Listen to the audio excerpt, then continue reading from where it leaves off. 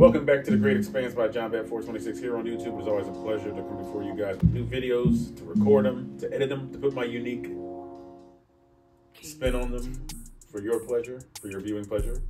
And if you've liked the videos that you've seen thus far, hit the like button. If not, hit the dislike button. Share these videos with other people that you know that like comic book related stuff as much as you do. Subscribe to the channel. Hit that bell for notifications. Which one? All. Not personalized to the one underneath, but all. So the next time a new videos drop, you'll know by the second. I don't know by the voice. My breath jam. I was losing it there for a little bit. I was like, he hung in there, man. But one breath jam. Yes.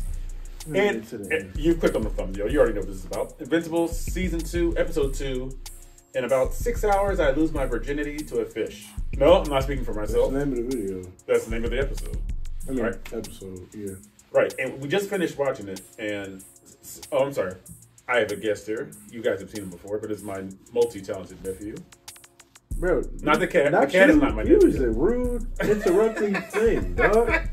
Like... The cat is... We're going to keep that in the video, too. The cat, Twizzy, is not my nephew. Go ahead. Interrupt my introduction, man. But what a way to make an entrance. Anyway, my real nephew is the multi-talented... Simmy, Sim Duncan, Sim Hardaway, Iceberg Sim, the Simster himself, Sim Kardashian, you name it. I'm all of it. Sim Kardashian. Not Sim Kardashian. No, kidding.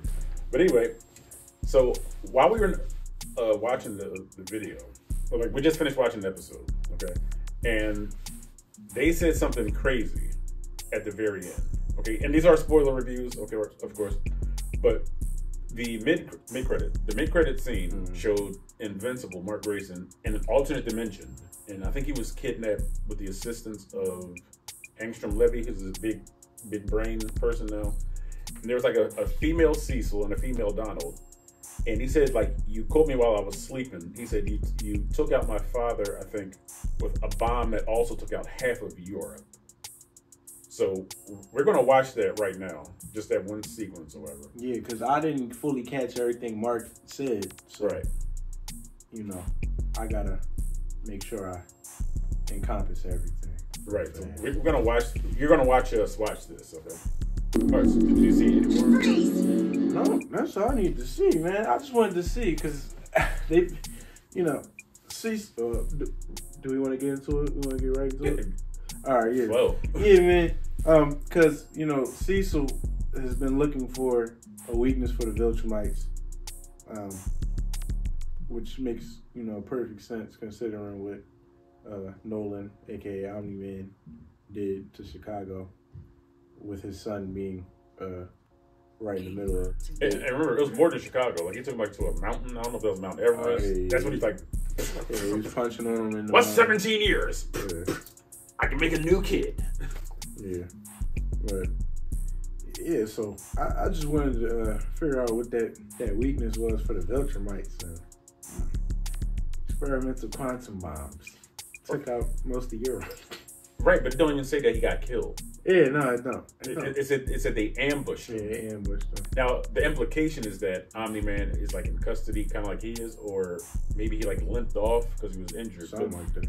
But he said those bombs listen to this, the quantum bombs that ambushed Omni-Man, he said they just wore Invincible down. And he said, you guys got me while I was sleeping. Mm-hmm. So these dudes are truly invincible, like indestructible. Yeah, pretty much, man. I was saying earlier while we was watching it, Mark is truly invincible because he can get beaten within an inch of his life and be okay the next day, like he just scuffed his knee or something. Right, and see, Invincible. He's his name. Right, Invincible doesn't mean you can't be harmed. Yeah, you know he's just very dense. You just can't kill him. Durable, right? Super durable. Yeah. This female Donald is hideous. It just looks like hopefully I'll put like a screenshot of this. This just looks like they're just in drag. I know, literally. But I think it might actually be female versions of both. Okay, now getting back to the episode. I don't think I've read that far in the compendium, the Invincible compendium. Why is Donald back? Like, I don't know. I really don't know. I'm not gonna lie. I don't know why Donald's back. I ain't read that far into the comics either. Right. So I'm not 100% sure why Donald's back. maybe, you know, the show writers just implemented that one into the show themselves. But like, I don't know, bro. I don't have these answers. You gonna get the answers for it? I'm sway. Okay. I'm sway, man. All right, I'm gonna say this about the episode. It was kind of losing me in the first half. Not because it was disinteresting, but it just didn't have like the same kinetic feel as like the usual Invincible episodes. It was like so much going on that there was like really nothing going on. Yeah, I get what you're saying. It's like Mark was just so busy like doing, like he went to Midnight City, which is in line with the comic book. And one thing I was going to tell you. The original Darkwing in the comic books is white, right, and the sidekick is black. Right. Okay. You already knew that, or yeah? Oh, okay. So when I saw it, I was wondering. I said, I wonder if they're going to do a switcheroo. What if the original Darkwing is going to be black, and the sidekick is going to be white? They made them both black though. So inclusion. No, I'm playing. I'm not. He said about inclusion. So that was like really in line with the comic books. From the title of the episode, I thought that they were going to go the route where, because the King Aquarius, you know, the Aquaman fish dude that got his head splattered off by Omni-Man. Mark was supposed to, I'm going to say this nicely, okay? Mark was actually supposed to copulate with the Queen in a public function. So when I saw it, I was like, I don't know if they're going to take it. As far as Invincible takes it, with violence and graphic violence. Yeah, I thought they was actually going to go that route. I wasn't, but see, even as far as they go with like the language and all the graphics, I don't really know if they're going to go that far. I mean, why not? It's like, it's incredibly gory. The language is there. They could have went that route if they wanted to go that route. Now we're going to go in this direction now, and hopefully, like the conversation will steer back to the episode. This begs the question: why is America so desensitized to violence, but overly sensitive to sexual, like, content? That's a very good question. Like, seriously, like, it really, like, is telling about us as a society, where it's like, all right, let's make an animated series where we show murder, we show the Guardians of the Globe get splattered. In the very first episode, we saw a war woman get her head turned 180 degrees. And what was the Flash? Red Rush, exactly. Yeah, Red Rush got his head literally crushed. But see, one thing that's slowly. not... What's that? Kind of, sort of slowly, too. I was just about to say that. Now, for us, it was a matter of seconds. But for Red Rush, that's always... It was like... They describe it as like an eternity. Yeah, that's like why I just like... Yeah. You know what I mean? But it's like... It's almost like an age-old question. It's like sex and violence. It's like, do you feel more comfortable watching murder, watching gore, than watching sex? I wonder why that is. I wonder what that dilemma's about. But it seems that way in America a little bit. But at the same time, man, I mean, it's a lot of like shows that show sex a lot. It's shows that go as far as to show genitalia now. So like, I mean, The Boys is a prime example. If anybody out, if you guys watch any shows, you know, outside of like, you know, comics and superheroes, you know, animated series and whatnot, if you ever seen Euphoria, it does the same thing.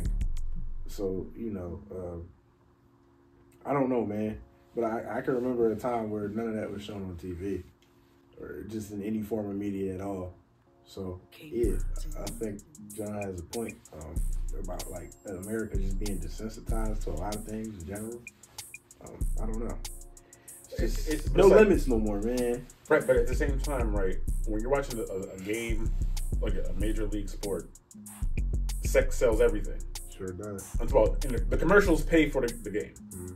Those are the sponsors that pay for the time slot, in case you guys didn't know how that works. Mm-hmm. Beer commercials, all these other commercials, bless you. Thank you. Their avenue, their medium for selling you items is usually through sex. So, and again, I only brought that up because of like the premise of the show. Based on the comic book, I'm gonna reiterate the point. Mark was supposed to copulate with the Queen in a public function. Mm. But I actually think the route they went is actually better. You know what I'm saying? Mm.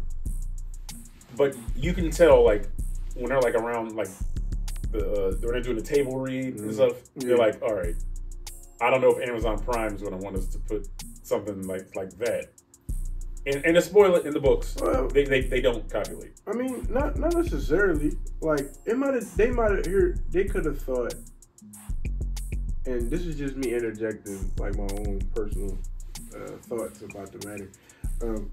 Like they might have thought, like that scene, or that whole part of the story taking place in the actual show. They might have thought like this doesn't actually help build Mark's character. Like maybe they thought like, oh, we might just really be doing a Marvel thing with that and just trying to get a laugh. Because like the matter in itself is funny. Like, right. The title of the episode is funny. Right. So maybe they might have been thinking like, let's not take the comedic route. Let's try and do something more serious to help build Mark's character, because with that whole scene, you get the interaction between Mark and Cecil, where Cecil basically tells Mark not to be like his father, and then Mark was just like, you know what, that's exactly why I'm going to go back, because I'm not going to be like my father. Right. I feel like that's a character building moment right there. So, like I said, this is just my own personal thoughts and feelings that I'm projecting that could be possible in the writer's room. Like maybe that's why they decided to go that route. Right, but see, also, like it does sound comedic. Like, okay, you have to like copulate with the queen in a public function, but there's also a coming of age like segment for Mark in the comics, because then there was like William, his best friend, is not gay in the comic books. All right, like he was actually trying to talk to Samantha, or was it Amber? Either because Amber, like Zazie Beetz, that she kind of like drawn like and portrays her. Amber is white in the comics too, so I think William was either trying to talk to either Samantha or Amber, and like he and Mark were almost like button heads in the comics. I like it better in the animated series, but I said all that to say this: like they were like saying like, okay, have you slept with Amber yet? So like the whole thing with the queen, I don't remember her name. It was kind of like running parallel to like his personal life, because then it's like, all right. So it wouldn't have really been funny. You know what I'm saying? It's like, okay, you're kind of forced in the situation to sleep with this fish, and you also have something that you really want to do, because he was supposed to marry her in the comic books. That's when I say, oh, we abandoned that barbaric law. In my brain, I was like, okay, they switched that, because he was supposed to marry the queen and copulate in a public function. It is obligatory. He didn't have a choice. But then another one of the fish dudes, like part of the council, because he's like, I'm not trying to marry no fish, you know what I'm saying? And he worked it out with somebody that really loved the queen, and I'm kind of telling on the story here. And Mark was supposed to, I think, fight that big monster, but he's supposed to throw the fight with the monster, and then the other fish bull was supposed to look like the savior, and the queen was supposed to fall in love with the other fish. So they totally bypassed that, and they made a fight with this big. Did they call it? I just call it the Gorog from The Force Unleashed 2, because it's chain or whatever. And I do think that helped with the pacing of the episode, like that big fight. Because like I said, and I said all that to say this, it's like the episode was running a little like it was like leveling out a little bit. And usually like the Invincible episodes, they start here and they do this, they ascend, and it felt like it was a little level. You know what I mean? I feel like the pacing was different because they were trying to tell multiple different people's stories at one time. Like they were trying to tell Mark's mother's story, plus Mark's story, plus Adam and Eve's story, all at the same time. So that's probably why it would appear that way. And I think it's that's just for the sake of like trying to flesh out the characters. You know what I'm saying? Making sure they have some character development behind them. You know what I'm saying? So. Personally, I don't think it was boring. You know what I'm saying? Did I say boring? Or, not necessarily boring, but like... I said I felt like it was like, in the beginning of the episode, like to the midpoint, it felt like it was like leveling out. Like it wasn't like accelerating. It didn't have that same kinetic feel as season 1. And again, maybe it's not fair to compare it to season 1. I don't think so, because, this is a totally different season. You can do something different with each season. In generally speaking, for a TV show, like you can do something different with each season. One season might have a different pace than the other, or a different feel than the other. It's all the same show, but it's just, it's just, I guess you could say, a little bit of a change or a tweak in artistic direction. It's possible. You know what I'm saying? Yeah. Like I think like I just appreciate it for like what it is. Like I'm not what's the word I'm looking for? I'm not expecting it to be like the first season. If it is like the first season, that's good because the first season is good. But you know, if it's different, I don't mind either. You know, I generally with most things, I try to take it for whatever it is. And I'm gonna disagree with you with just a little bit with that last statement you made. Like, you say you're not expecting it to be the first season. There's like an unwritten rule, okay, that when you come out with a second version of anything, you're supposed to go above and beyond the expectations of the first season. Yeah, that's what I said. Like, it doesn't have to, because look, it being different could be better than the first season. Now, we don't know yet because it's not done, you know, so I can't make that judgment yet. But like, you know, just it being different, a little bit different in pacing, because it's not like it's a wild change in the pacing of the show or anything like it's still Invincible. The blood and the gore is still there, it's still violent, but it's just a little bit less wild so far. And again, this is only 2 episodes, so we don't fully know. You can't fully say like, oh yeah, season 2 is a lot less wild. We don't know yet. Oh, right. I'm not saying that, but like I'm saying based on like if you say like, well, the pacing isn't like the same as the first. It's just that like the goal should always be better than you were previously. Yeah, you know what I'm saying? Of course. Yeah, and I'm gonna say like even like the violence was like toned down a little bit in this episode. Like the only violence you saw was like the fish. But I mean, we're humans. It's like, okay, we see fish. We see fish on our dinner plates. Yeah. So it was like, all right, we eat fish. Yeah. You know, so it's like. Anyway, that's a crazy thought. Okay. All right. What kind of grade? Let's change gears. I'm not eating fish. Not like that. Okay. All right. Anyway, what kind of grade would you give? In 6 hours, you lose your virginity to a fish. That's what they would give. What would I give it? I would honestly, I like this episode better than the first one though. I'll say that. So really, yeah. All right, give you a grade. I would give it a A-. I give it A-. Okay, because last week you gave it a B+. Yeah. Why do you think this episode was better? I feel like it was better just because it explored more than one character. Like, it's still tapping into like Mark's struggle with, you know, him losing his father, and the same thing with his mother. But not only is it not just telling their story, but it's also telling more different people's stories too. Like, we get a little bit of Adam and Eve's life, what she's going through with her parents, or with her dad, more likely. And then I feel like we definitely saw in the very first season what Mark's mother was going through, you know, coping with the loss, if you want to call it that, of her husband. It is a loss. It's a loss. It's a loss, man. But you know, but I feel like on this season, like you can just see her frustration and her rage a little bit more. And then on top of that, like even when she was trying to sell the house to the couple, she sees the dynamic between the couple, and it triggers like sort of a trauma for her just seeing a dynamic between them, because it reminds her of like what Mark said about her, just seeing her as a pet. And you know, she just based off of what she, you know, went through only like what, a month ago, right? In the story timeline, like it just, she felt like as though he was trying to treat his partner, the guy in the couple. He felt like he was trying to treat his partner like a pet, because he was just saying like, oh, when you get your own money to spend, then you can choose what house we live in. Yeah, they wrote him kind of trash, like. And I'm like, I get it. You know what I'm saying? Like, and then it's like, why do all the husbands have to be trash in this series? Yeah, so far. So far, the only husband that wasn't trash. Well, actually, I was going to say Aquarius from the first season, but the queen just said, "Oh, I've been running this kingdom for the past 10 years while he was away playing dress up with you guys on the surface." Yeah. So I'm like, why are all the husbands trash? I'm like, why is this? Yeah. I'm like, why is this so many?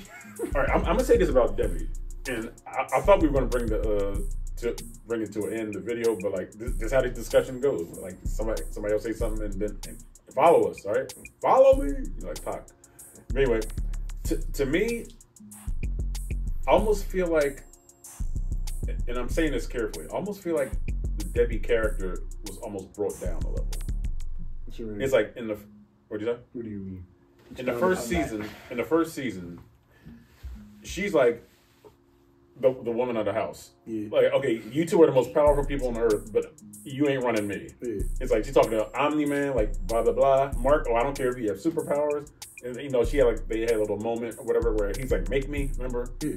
She said something about go up to your room. He's like, "Make me." She's like, "Oh, I don't." She said, "My a-hole son." Like she was like a strong character, and I do understand that trauma has happened to her, but it's almost like her and Mark. It's almost like she took like a step back to me, as far as like being like that strong parent. It was hard to be when you go through that trauma. I agree, but like now, like Mark doesn't have any strength in his life. Like his it's almost like that rock is gone. Yeah, that's real life. But she's there though. She's there, but she's obviously not the same.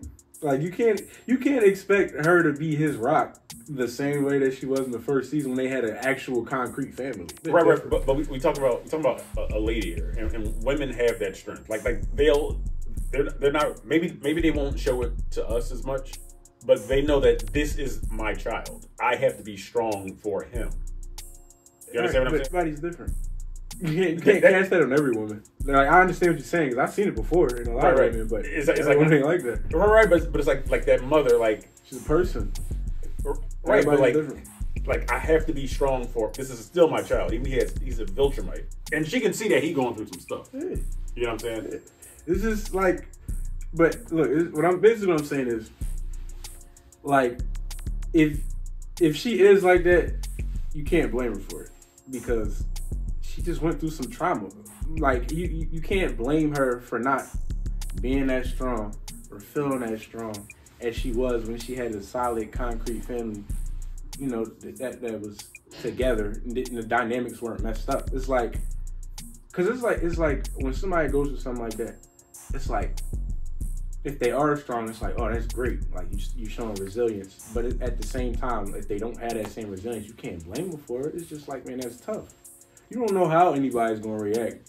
You know what I'm saying, or be in a situation like that. Especially like that. Like this isn't even real. Like it's like, you know what I'm saying? Like I can't imagine what this would be like for somebody who was dealing with this in real life. But see, that's the beauty of like programs like this. It's like, right, it's not real, okay, but it correlates to something that we can relate to. No, I'm not real talk. I'm not without going to the person. I'm not trying to we can relate to some of this stuff. Yeah, for sure.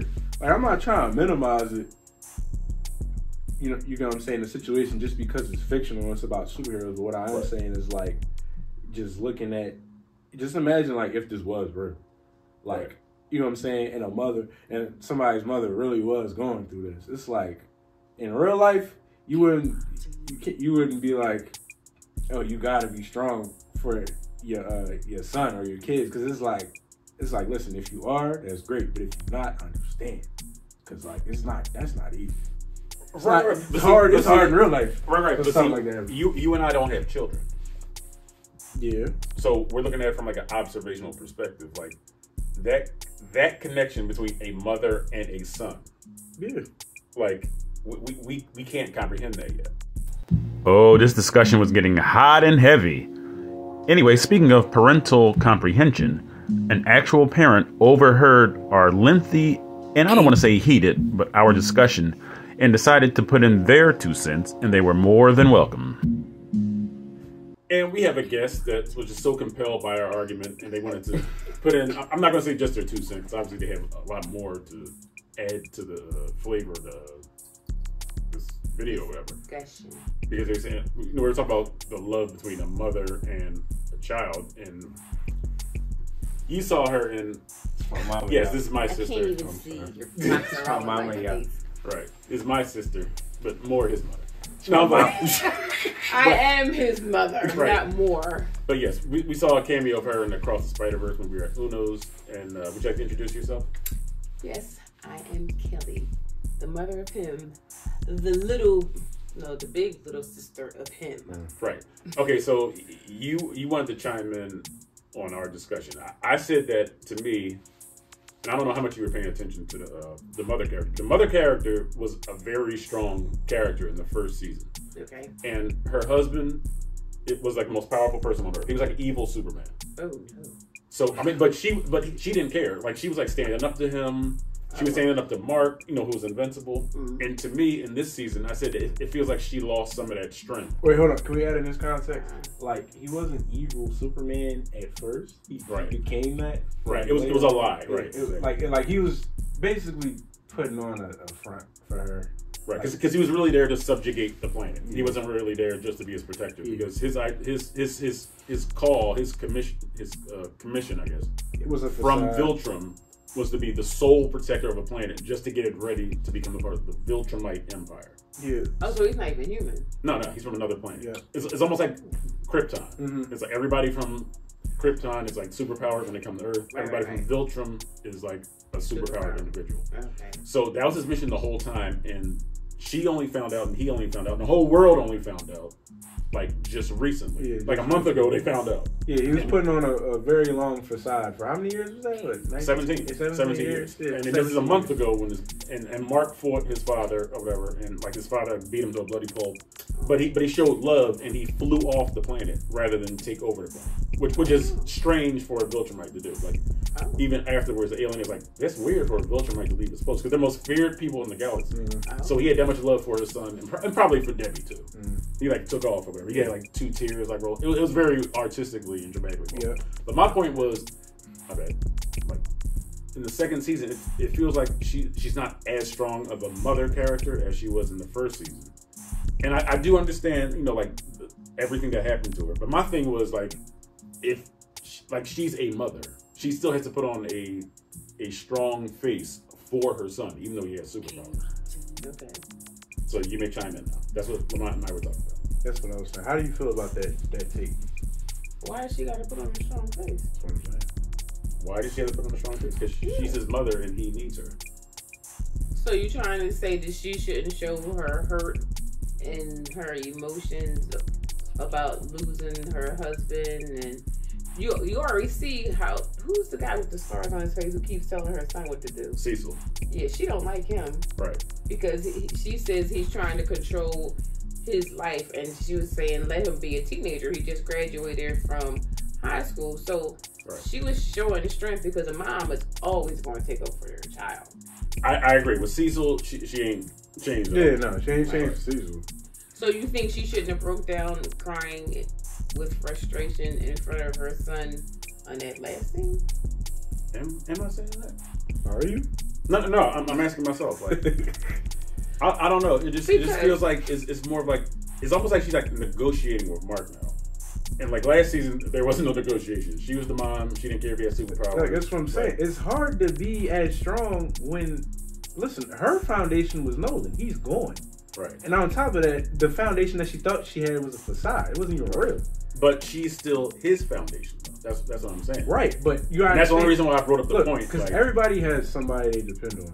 Right. Her person who she depends on is gone. It's hard to be as strong when your support system is gone. Right. So her negotiating with Mark now, like, yeah, she's not as strong. She's a little softer. It's reasonable. But he's older too. And on top of that, he's a graduate, which means no, it's just a month. It's just a month. What, her husband left her a month ago? Yeah. Like the story had the first season was 2 years ago, but only a month has passed since that happened. Okay, but you also have to remember she was married for 17 years. Mm-hmm. Now all of a sudden that has changed. So now I was saying she was just having a bad day.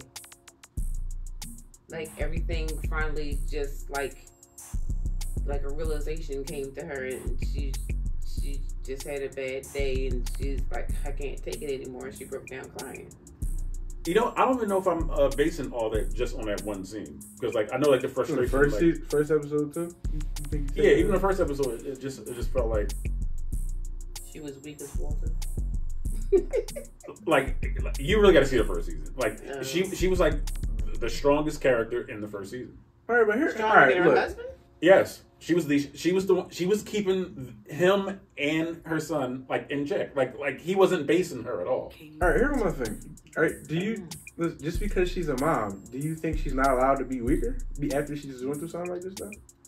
I'm just looking at it from the take that like if a parent is going through something, I'm specifically saying a mother, okay? Because we know like the relationship between a mother and a child is even stronger than the relationship between a father and a child. True. Would you agree with that? Yeah, because they don't carry him. Exactly. That's exactly. So if a mother is going through something, right, and the child is going through the same thing, like, wouldn't the mother put on like a strong face for the child, even though she's still got to deal with her own pain? Yes, that is true. That's all I'm saying. Oh yeah, he is right, and he Right. is right. Right. Because it's just, whatever your name is, whatever we don't call it. His name is Lamont. Right, but we call him different things on YouTube. But, Doesn't matter. My name is Lamont. That's my real okay, name. right. Simi, Majesty Mxnt, Sim Y'all Duncan, know me Sim as Robinson, Sim. Sim Hardaway, Iceberg Sim. Oh, Yeah, the sorry. Simster. Sorry, Sim. No, it's very okay. So that's what I'm saying. Whatever your name is. Like Sim. It's the same trauma they're both going through. Yeah. I can see if she dealt with her own trauma and he dealt with his own trauma. But even then, it's like, Mark, what's going on? What I'm saying is that you can't fault her for it. You can't. No. I'm not saying I'm faulting her for it. I'm just saying, like, see, now I'm making it meta. I'm like, I feel like the writers have written her not as strong. They've taken away her strength. It's like this. And to me, it's like she's taking a step back. That's all I'm saying. But I think they're trying to show her pain for the loss of her husband. That's what I'm saying. Right, but Listen, it's a choice to be that strong. You know what I'm saying? Like you not. No. You got to be strong to survive. Okay, but you got to choose to do it at the same time. Is what I'm saying. Like you have to choose to be that strong, and it's not easy either. So that's what I'm saying. You can't be like, oh, you're supposed to be that. Like, okay, sure, she's his mom, so it's like, all right, that's the role. But you like when you go through trauma like that, you can't be like, wait. What are we talking about? Are we talking about like before the trauma or after the trauma? Afterwards, because that's what we're talking about, right? But remember when she was at the house and the guy was like, you don't, when she was trying to sell the house and he was saying to the wife, well, you don't pay all the bills. She was like, she's not your pet. Yeah, and she kind of like almost blew the sale. Yeah. So I'm saying, like she, like listen, like I'm just saying, like look, everybody has a role to, not even just mothers, like everybody has a role to fulfill. Like even a dad, listen, you name it. Everybody got a role to fulfill, but when somebody goes through trauma, they're allowed to not be as strong. You're allowed to show moments of weakness. You're allowed to be weak, especially when you've been strong for so long. Right. And I totally agree with that. Yes, she can still deal with her trauma, but her kid is going through the same trauma. Okay. So the mom might really be weak, but she's going to put forth a strong face for the child. All right, that's not easy though. So you're saying strictly for the child. So you're saying for the child's sake, I'm still going to be his foundation. I so get you're that. saying That's not easy. When he walked into the room, she should have just picked herself No. up. I'm not basing it just on that one incident. I'm not basing. Yeah, he not talking about just just that incident is actually from the book. Yeah, he's talking about just her overall character between the first episode of this season and the most recent one that you just watched with him. Right, and all I'm saying is I feel like the writers have written her a little less powerful. Like she was just like a strong, like she was a lot of people's favorite character in the first season. She has 0 powers. And it's a superpower show where people go to like Mars and back, like it's superpowered people doing unbelievable things. She has no powers, and she's like one of the best characters on the show.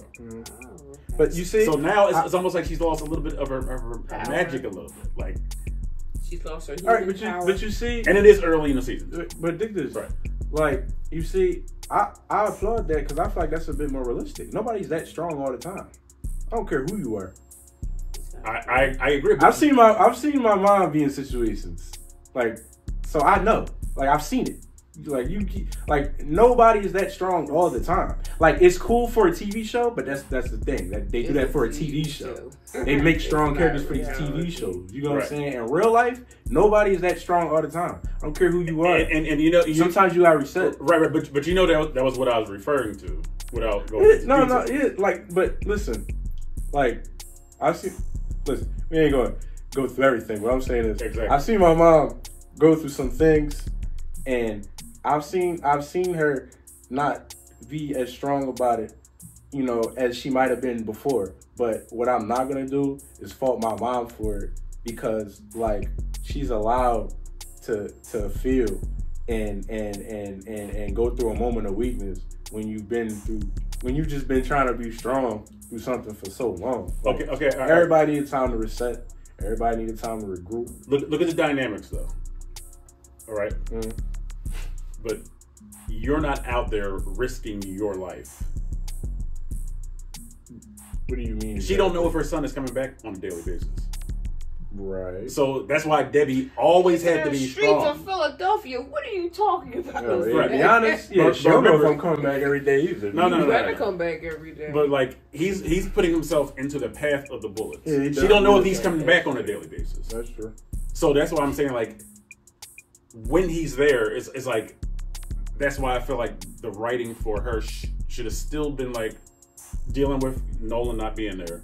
But when he's like in front of her, I don't know how long I have him for. I really don't know that. You know what I'm saying? But I thought he was invincible. He's not unkillable. Oh. Like last season, he fought this big lion dude. He's very durable, but not somebody that lies, but the guy was like a lion called Battle Beast. He almost killed him. And he's not invincible. But I don't know, man. I think he get almost killed a lot. He never actually just dies, bro. I don't know. I think he just. I just guess he has that resiliency. I still right. He's like, still a Viltrumite. He never gets killed. He can. Battle Beast could have killed him last season. I don't know, man. Battle Beast could have killed him. I'm saying, like, he beat him to a pulp, but he just comes back the next day. Okay, time. right. But okay, if you got beat to a pulp on a regular basis, your mom still got to deal with that. Your mom is still going to the hospital to see you with tubes in your mouth. Right. She got to be strong. She don't know when you're not going to answer that call anymore. She don't know that. She don't know like when the beeping is going to stop. I don't think it's fair to say that she has to be strong. I don't think that's fair. For your survival, she got to be strong. What, emotionally? Yes, that's everything that I'm talking about. The emotional. Right. What did you think I was talking about? No, I knew you was talking about emotionally. She has to be your I'm asking emotional because it's rock. like I don't think that's not realistic all the time. I don't think that's realistic. Right, I'm not saying like I said, like the incident in the kitchen, like that's straight out of the comic books. Like I totally understand. She had a moment of weakness. I totally agree with that. Yeah. But I'm just saying, this whole season, it feels like it's like. Remember, I'm not blaming her. I'm not victim shaming women that go through stuff. I'm just saying, like, I feel like she was written. It don't even gotta just be women, just people. Period. When they go through stuff like this, I mean, a lot of times you're not the same. It take a while to get back to where you were. Let's not mushroom cloud. Let's keep it about the point I'm making is that she's a person. She's a person. That's the thing. We don't treat women like they're actual people a lot of times in this society. She's a person. So like we can't expect her to just, oh, you're supposed to do this, you're supposed to do that. There's a lot of things we're supposed to do, but like those are roles that we put in place for human beings. I'm not victim shaming. I'm just saying I'm not saying you're victim shaming. I'm just saying you gotta keep in mind she's still a human being, which means she's just as subject to being weak as anybody. Nobody's invincible. You can't be strong all the time. Agreed. No pun intended, but nobody's invincible. Right. You know what I'm saying? Like you can't be 100% all the time. You get what I'm saying? So especially for something like this, you know. So if she's not the way that she was before, you just have to give her some time. It's understandable. You might just have to give her some time. And it's early in the season. Yeah, and it's early in the season. It's only the second episode. You know what I'm saying? She might just need some time to regroup. And she's a true mom. She's gonna bounce back. She gonna bounce back. That's what women do. They bounce back eventually. You keep saying women. I'm talking about the writers. She's a woman. Well, hopefully the writers will let her bounce back. That's what I'm saying. Like, listen, man. I'm sure she'll get back to how she used to be eventually. All I'm saying is, like, she doesn't. I don't think she has to be as strong all the time. I don't think that's fair. Because, like, let's just say, hypothetically speaking, my mother was in this situation. Well, personally, just how I feel, I wouldn't be like, Mom, you gotta be this way, that way, the third for me. Like, because especially if we're both going through the same thing, I'm personally not gonna fault my mom for not being as strong as she once was. Like, cause she going through it just like I'm going through it, so I will understand. But you know, that's just me being empathetic the way that I am. You know what I'm saying? I will understand. Like, right. But even when he came in, I said, "You're a trash hero if you don't go check out on your mom." yeah, for sure. So I'm not saying that at all. So you were happy when he hugged him. Right, because I was like, because like I said, the way that first and second, the first and the almost cussed by accident, just 'cause I got tongue tied. But between the first and the second episode, like he'd been like a little wooden. Like pause. He'd been like a little robotic towards his mom. Yeah. It's like okay, I'm going. Like early in the episode, he's like, I'm out. Yeah. I'm like, in my mind, I was like, wait, who are you talking to? Like, that's your mom, dude. So like when he saw her break down, like I was like, if you don't go to her, you're a phony superhero and you're a phony person and you're trash. Yeah. So like I'm glad he did console her. So that was his way of saying you don't have to be strong for me all the time. Now I'm gonna be strong for you. Yeah. So I totally agree with that. Yeah. All right, so we're gonna try to bring this to a close again. So far, he's saying that the second season is, the second episode is better than the first episode. So you gave it a A-, right? I give it an A-. I like the first episode better because I think it was just more like superhero action. This one, like I said, it felt like to the midway point, it was leveling off. I don't think it dipped. All right, I'm used to the Invincible episodes doing this, like going on like an arc going upward. And for a little while, it's sort of like leveled up. Like the whole Midnight City thing almost was like irrelevant for this episode. Yeah, it was. Like it really played like no bearing. Yeah, at all. If I think about it, I don't really know what that's supposed to do for the story.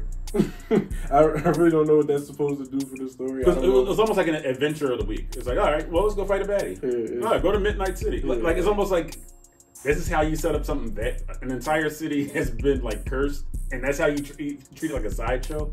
Yeah. I almost feel like it was like an underwhelming presentation of Midnight City. Like he's doing a thing like Drew. But I mean, that was almost comedy. I'm thinking like maybe they're gonna re-explore it in one of the later episodes. You know what I'm saying? And I might get more serious. But the introduction, like that's how you bring it out. I mean, listen, I don't think like I understand what you're saying, but I feel as though like there's no method like to like how you introduce things. Like I don't think everything has to be super climatic all the time. Like I feel like it's because it's been done enough.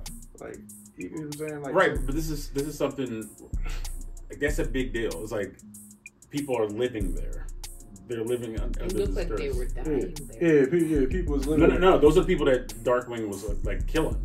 That's remember, right. Remember he like hanging you up he there, was like, definitely hanging people and all that. So but like, see, in the world of like Invincible though, that might be like a smaller, like in a world like Invincible, because Invincible is just so crazy and all this, you know what I'm saying? All this stuff happening. You know what I'm saying? Like it might just be small in a world like Invincible. Right. Well, to me, like Midnight City almost had like no bearing. Yeah, I don't. Yeah, except for this like, episode. Yeah. Except for like everybody in every segment of this episode is saying, "Yo, you're like your father." Oh, well, at least I'm not a psychopath like your father. And everybody's always apologizing to Mark, like, "Oh yeah, well, trouble in Chicago. Sorry, Mark.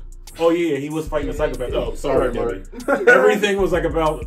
And to me, like the episode did level off early on. I still liked it though. I'm gonna give it the same grade as I gave the episode last week. I still think it was a B+. That doesn't mean I like them the same. I just think like quality wise, I think they both are. I'm sorry, silent. B+. I guess that's plus, but this is B. So, would you like to grade the episode? It's my first episode that I've seen. I can't compare it to anything else. Then perfect. Then you'll be an objective grader.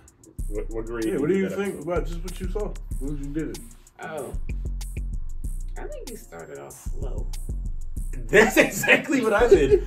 to the halfway point of the episode. I feel like it was level. Oh yeah, no, I don't think it was bad. I disagree with that. I'm not saying it was a whack. Level. It wasn't boring. Like it's definitely like level. I like the slow burn, but not in Invincible as much. Like I don't know. It's like even when like, and again, I'm still going back to the first season just to make a point. Okay. Like when Mark was like traveling to Mars, like there was like an energy to it, because like all right, the spaceship is just in space flying there, but it was still written in a way that was still like engaging. It's like he's like testing his helmet. You know what I'm saying? Like he's in space. He's like looks at his phone like, oh, I don't have any signal. so it was just it was just like, I think it was done better. But anyway, what kind of grade would you have to give this episode? Well, the thing is, I wanted to see the end of it. So I would say because it caught my interest, I would give it at least a B. Okay. Because I wanted to see, like, yeah. All right, so B for Kel, B plus for me, and Lamont said A minus. I don't know if that's minus or not. Give it an A minus. Yeah. All right, so this has been a great discussion. Like, discussion was almost better than episode. No, I'm playing. No, it's still a great episode, but that's just how much we love superhero stuff. That's how much we love relating it to the real world. I do like superheroes. Right? Okay, that's why she was in our Across the Spider-Verse video. All right, you'll see it. See? That is true.